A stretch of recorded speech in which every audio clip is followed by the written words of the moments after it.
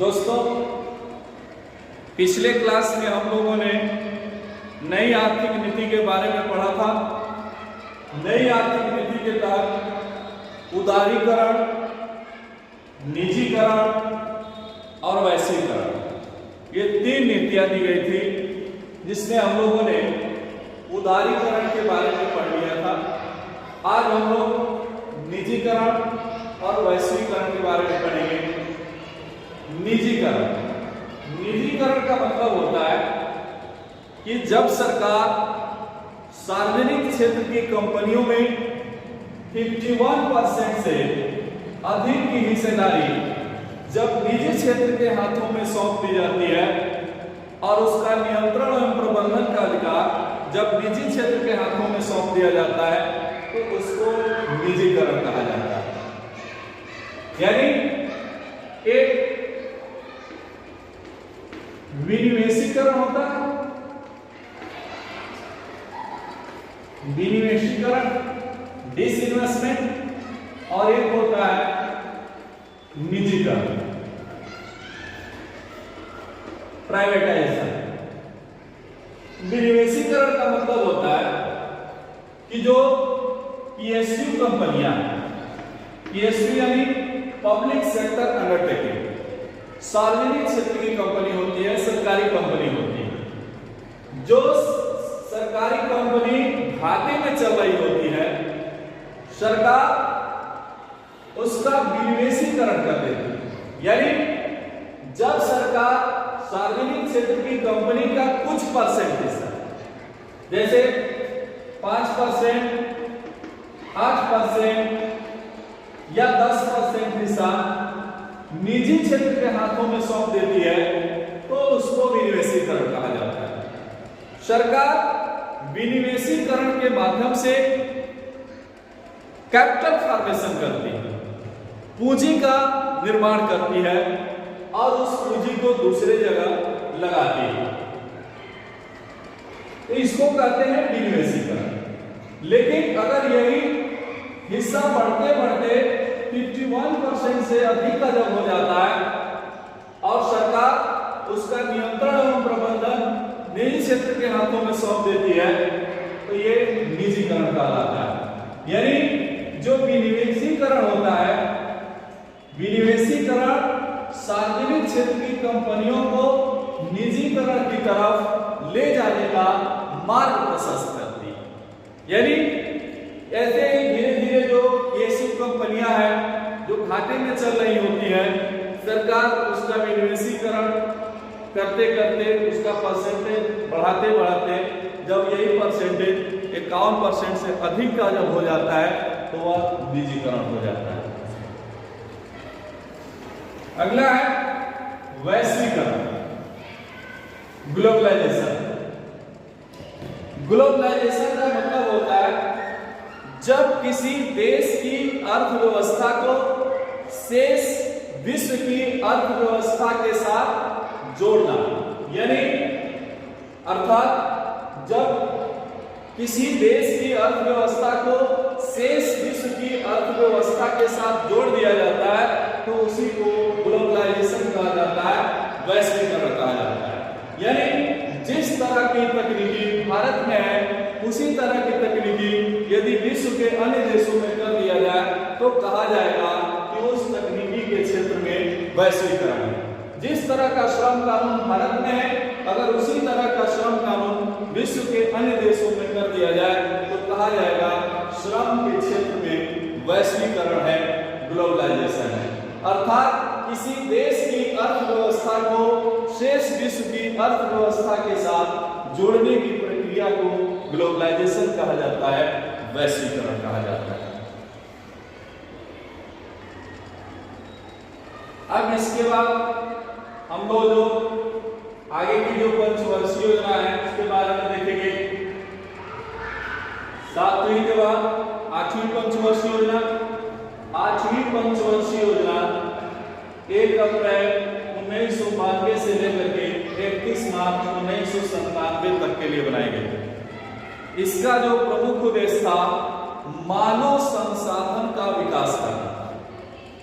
एक क्वेश्चन और यहां से होता है कि सबसे सफलतम पंचवर्षीय योजना कौन सी? तो सबसे सफलतम पंचवर्षीय योजना 8वीं पंचवर्षीय योजना को माना जाता है। अगर यही क्वेश्चन अगर ये किया जाता है कि सबसे असफल पंचवर्षीय योजना कौन सी है, तो तीसरी पंचवर्षीय योजना।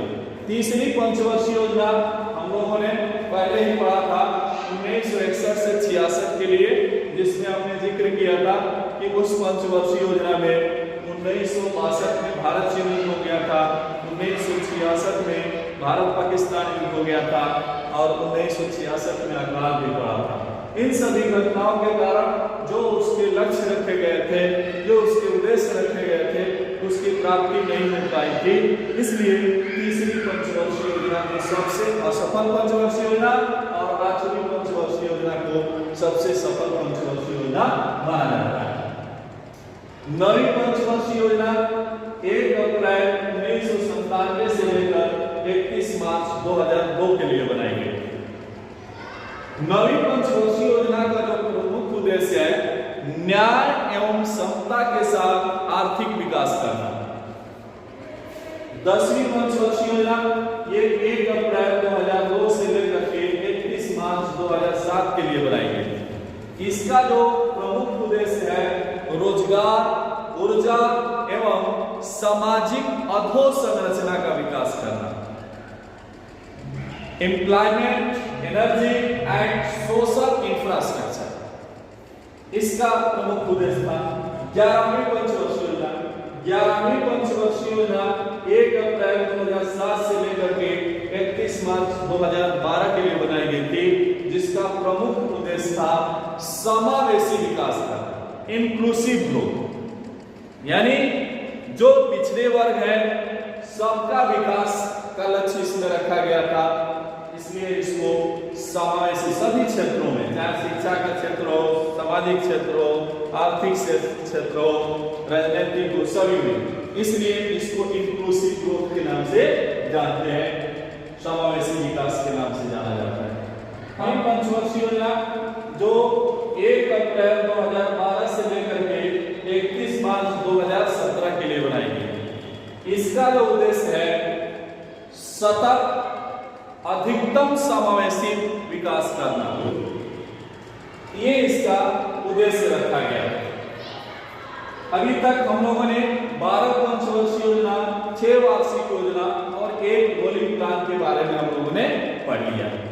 लेकिन अगर देखिए यहाँ से क्वेश्चन कुछ और भी तरीके से पूछे जाते हैं, जैसे सभी पंचवर्षीय योजनाओं का डेट हम लोगों को क्लियर हो गया कि कौन सी पंचवर्षीय योजना कब से कब तक के लिए बनाई गई। अगर बीच में से कोई स्कीम पूछा जाता है या किसी संस्था की स्थापना पूछा जाता है, तो थोड़ा सा क्वेश्चन में चेंज करके पूछा जाता है। जैसे अगर किसी स्कीम की बात किया जाए, जैसे नरेगा की बात की है, नरेगा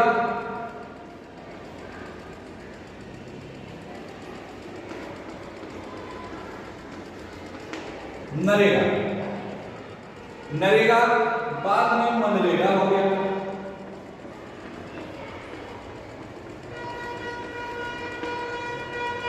नरेगा यानी national rural employment guarantee act, राष्ट्रीय रोजगार गारंटी अधिनियम।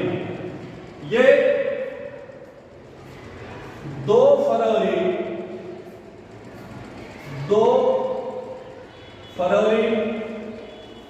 2006 को लागू किया गया, लेकिन ये बनाया गया था 2005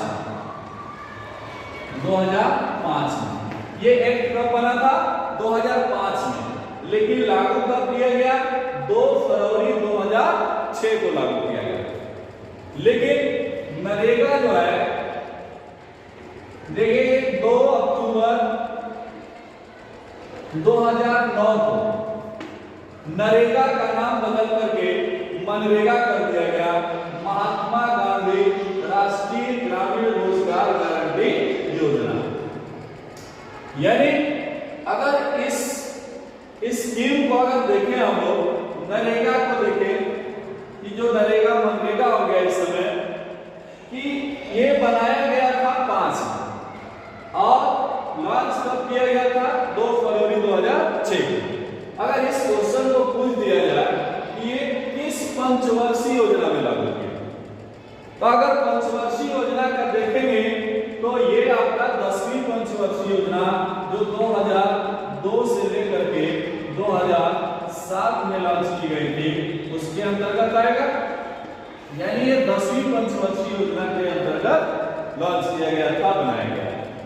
इस तरह से और भी सारे स्कीम हैं जो स्कीम चलाए जाते हैं, उस स्कीम को पंचवर्षीय योजना से जोड़